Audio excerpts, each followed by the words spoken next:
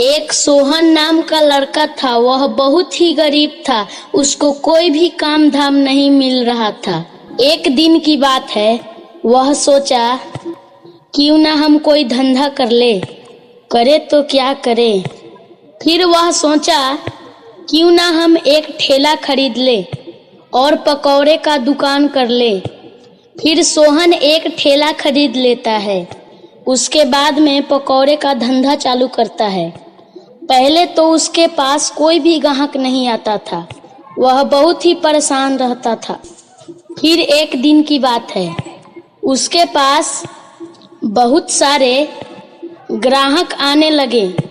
फिर सोहन ने बोला, हे भगवान, ये क्या देख रहे हैं हम। हमारे पास इतना ग्राहक आ गया, हम तो बहुत खुश हैं। सोहन शाम को घर गया तो सारे पैसे इकट्ठा कर कर गिनने लगा। भाई, देखता हूँ कितना पैसे आज कमाया हूँ। उसके बाद में सोहन पैसा गिनने लगा। पैसा गिनकर वह बहुत खुश हुआ। अरे, मेरे पास इतना पैसा आ गया। हे भगवान, आप धन हैं। वह खुश होकर अपने बीबी को बुलाया। अरे भगवान, कहाँ हो? अरे, ये पैसे ले जाकर रखो। फिर उसकी पत्नी पैसे लेकर रख देती है और बोलती है, अजी सुनते हैं, लगता है कि अब हम लोगों का गरीबी दूर हो जाएगा। हाँ भाग्यवान, भगवान करे हमारा धंधा अच्छे से चले। फिर अगले दिन सोहन अपना ठेला लेकर बाजार की ओर चल देता है। फिर पहले की तरह उसके ठेले पर बहुत ज्यादा ग्राहक आने लगते हैं। उसके सामने एक और मदारी नाम का ठेला वाला था। उसके दुकान पे कोई ग्राहक नहीं जाता था। फिर वह सोचता है, अरे, हमारे दुकान पे कोई भी एक ग्राहक नहीं आ रहा और उसके दुकान पे इतना भीड़ कैसे है। इसका तो कोई ना कोई उपाय लगाना ही होगा। फिर सोहन शाम को अपना ठेला लेकर घर की ओर चलने लगता है और घर पहुंचकर सोहन अपना ठेला घर के बाहर लगाकर सो जाता है। के बाद मदारी आता है और उसका ठेला चुरा कर भाग जाता है। अब देखता हूँ इस सोहन का धंधा कैसे चलता है। बहुत पैसा ये कमा लिया। अगले दिन सोहन सोकर उठता है तो देखता है, अरे, मेरा ठेला कहाँ गया? मेरा ठेला कौन चुरा लिया? अब मैं क्या करूँगा? अब मेरा घर कैसे चलेगा? हे भगवान, ये क्या हुआ? उसके बाद वहाँ पे उसकी पत्नी आती है और बोलती है, क्या हुआ जी, आप इतने परेशान क्यों हैं? अरे भाग्यवान, ये देखो ना, हमारा ठेला कोई चुरा कर भाग गया। क्या? ठेला चोरी हो गया? अब क्या करेंगे हम लोग? अब हम क्या खाएंगे? अब क्या होगा जी? सोहन जितना ठेला से पैसा कमाया था, कुछ दिन तो उसका गुजारा हो ही जाता है।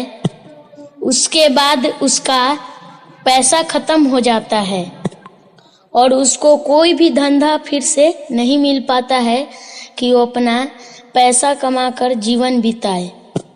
उसके बाद सोहन के पास एक पैसा भी नहीं बचा था कि वो खाना खरीद कर खाए, जिससे उसका गुजारा हो ही जाए। उसके बाद सोहन और सोहन की पत्नी भूख से मरने लगते हैं। उन दोनों को कोई भी खाना नहीं दिया, इसलिए वह सब तड़प तड़प कर मर गए। वह मरने के बाद शैतान बन गए। एक दिन की बात है, रात को वह गांव में आते हैं। फिर गांव के लोगों को एक एक करके मारने लगते हैं। अब जाकर मेरे मन को सुकून मिल रहा है। हम दोनों इन सब गांव वालों को एक एक करके मारेंगे। फिर वह दोनों शैतान हंसते हंसते जंगल की तरफ जाने लगते हैं। उसके बाद गांव वाले सब बहुत डर जाते हैं। रात होते ही सब अपने घर के अंदर चले जाते थे। कोई भी घर से बाहर नहीं निकलता था।